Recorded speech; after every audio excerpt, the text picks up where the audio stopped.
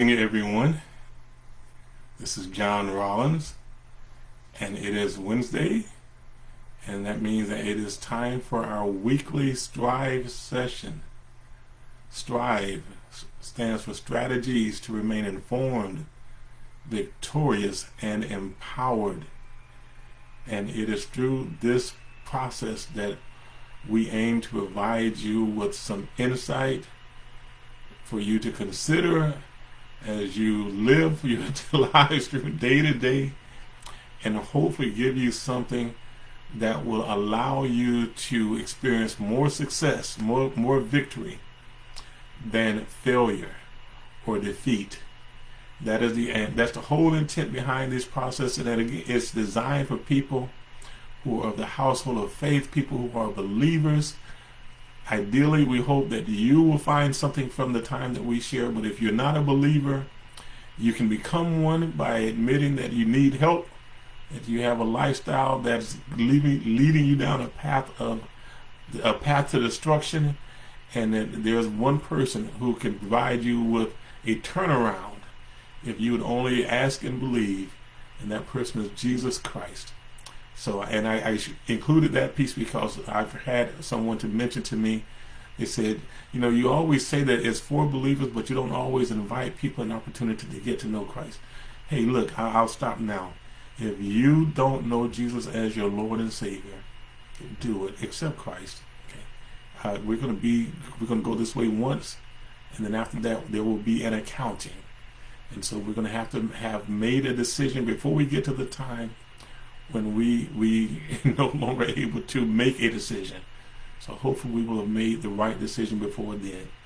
And so if you don't know Christ, ask Christ to be your Lord and Savior. If you do know Christ, ask Christ to help you to surrender to his lordship so that you can fulfill the purpose that you were created here on this earth. All right? So the strategies to remain informed, victorious, and empowered. And our topic for tonight is slow down. Slow down. All right. So now, many years ago, I wrote a book called The P Attitudes. The P Attitudes. And the very first chapter in that book is called Pace. Each chapter in the book begins with the letter P. And the very first chapter was about pace. And I heard someone say that whenever you see two people walking together along, one of them will always cater to the pace of the other.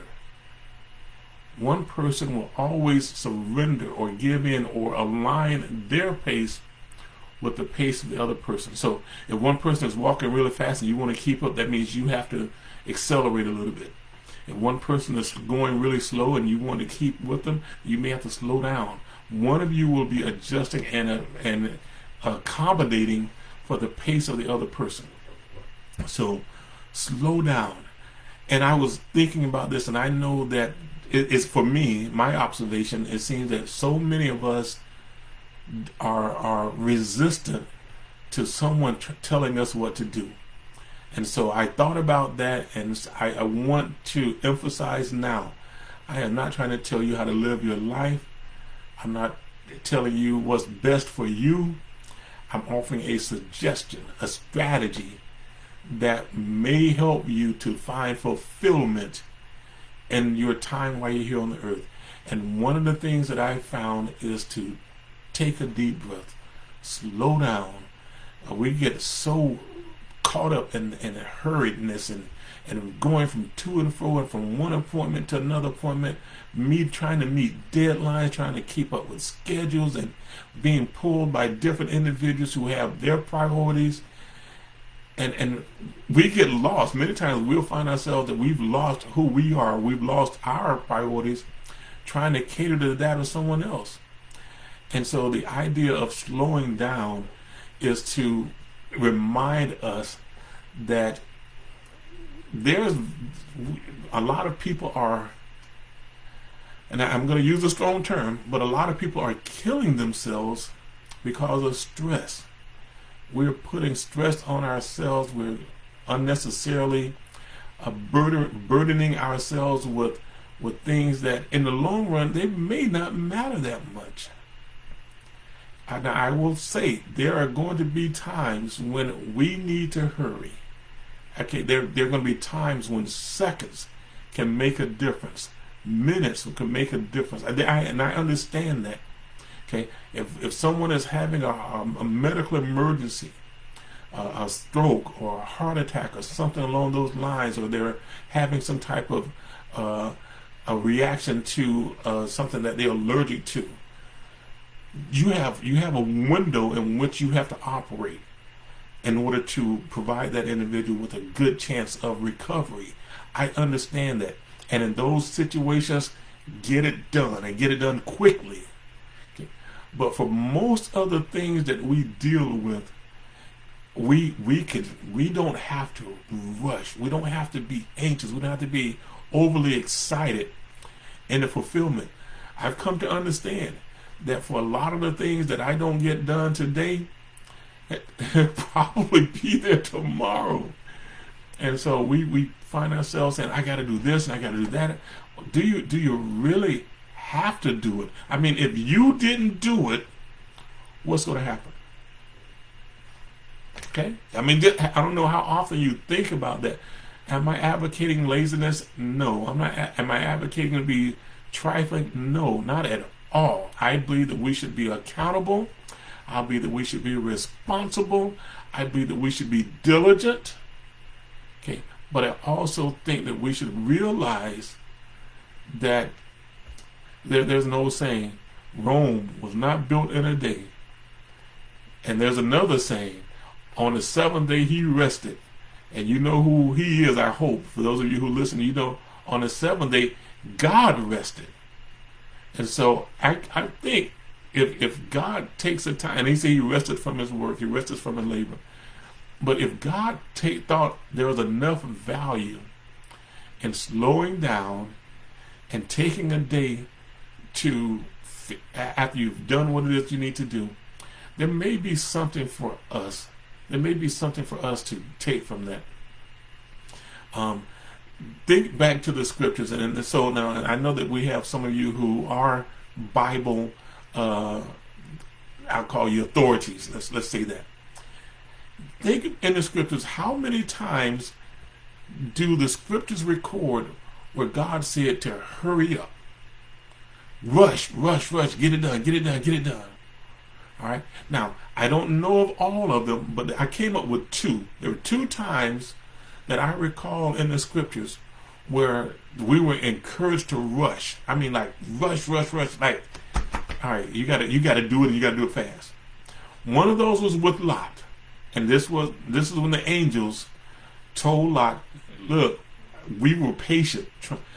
Abraham bargained and negotiated and tried to get us to spare the city." We're talking about Sodom and Gomorrah. Abraham's bargained. He's negotiated with the Lord, tried to get the Lord to spare the city. Okay, but whatever terms Abraham provided, the city did not meet them. But then after that, the men of the city, they angered the angels by their request, and so they told Lot, "Look, you got to get out of here, and you got to do it fast because we're about to destroy this city." So that was one instance where I heard, "Hasten, get out of here, man! You got to move." The other time that I can think of was when Christ and the disciples were at supper, and he told Judas, he says, "Look, that which you do quickly." In other words, go ahead and get it done. I know who you are. I know what you're going to do. Go ahead and get it done. There aren't many other times, and there may be more, but I don't recall them, where God instructed someone to hurry along, to hasten. Again, there are probably more, but those are the two that came to my mind, and I didn't do a really thorough search. Okay. But I do know this. I know there are multiple times when he said, "Stand still." When he told Elijah, "Look, slow down, take your time, get your rest. You got a big journey coming up ahead of you." Okay. He told that when the children of Israel came to the mountain, He said, y'all stand still and I'm going to show you something. Okay. In fact, in one book, he tells us that we are to work to enter into rest. We are to work to enter into rest. So this whole idea of slowing down and relaxing, not in our own ability, not in what it is that we're good at, but resting in the promises that have been made available to us through God. Slow down. Look, there are many times, and I know that the psalmist said, Lord, hasten speedily, answer us. I know it's there. Okay. But God says in so many words, I know what I'm doing. I got this. Okay. I just need to know that will you trust me? Will you allow me to take control, the steering wheel, guide you into the place where I've already predestined for you? Okay? Slow down. And in my mind, when I think of slowing down, if I think of relaxing, I think of chilling, in my mind is saying, okay, I've done what I'm supposed to do. I've put forth the effort. I've demonstrated faithfulness. I've demonstrated obedience. I've tried to exercise wisdom. But now that I've done what I can do, okay, God, I'm going to relax. I'm going to turn this over to you, put it in your hand. I trust you. I believe you. I believe you that you're going to keep your word. In fact, you promised us. You said you can't lie. Your word tells us that you can't lie, that you're not like man. Okay? And it tells us that you're not slack concerning your promises. It tells us that your word doesn't come back to you without accomplishing what you set it out to do. It tells us that you will complete what you started. And what have you asked of us? To believe it, to receive it, to accept it, to acknowledge.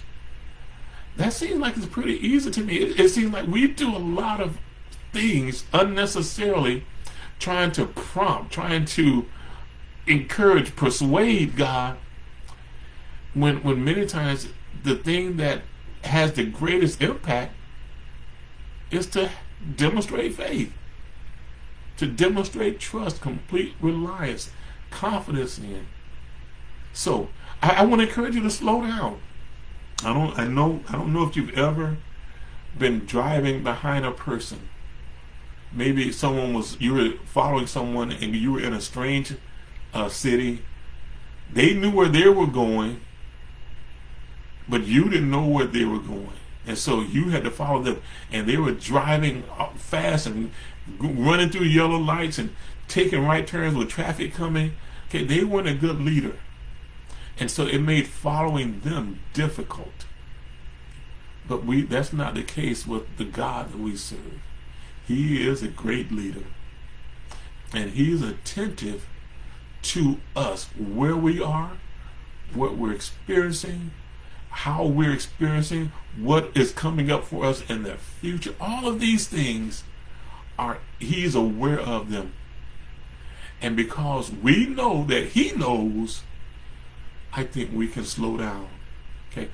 Don't hurt yourself. Don't physically short-circuit your life by stressing out over things that many times you can't do anything about it. I heard someone say that worry takes you through the situation 2 times. You worry about it before it happens, and that creates a whole set of emotion for you.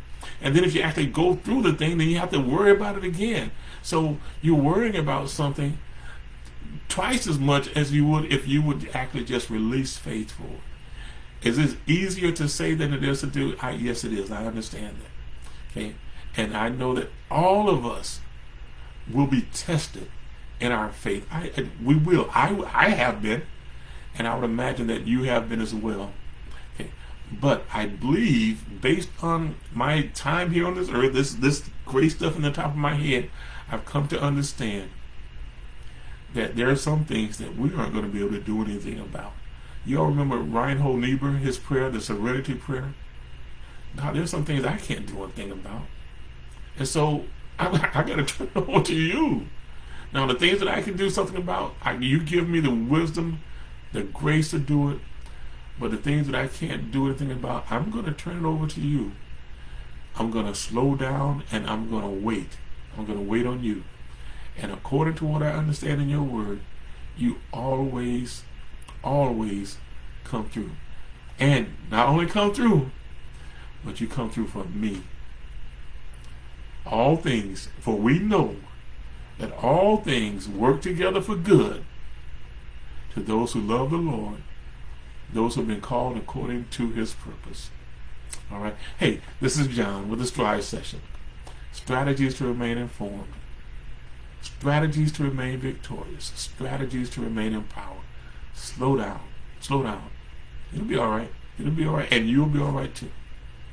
If you've not had someone to come into your life this week to love on you, to affirm you, to remind you of just how awesome you are, to let you know that their world would not be the same if you were not in it, then I welcome that opportunity to remind you that today. Say it with me. For whoever is struck with me this long, I wish you would say it with me. Today, tomorrow, and forever. Okay? Say it with me. You are important. And don't you ever forget it. All right? Hey, this is John. Y'all be blessed. Bye.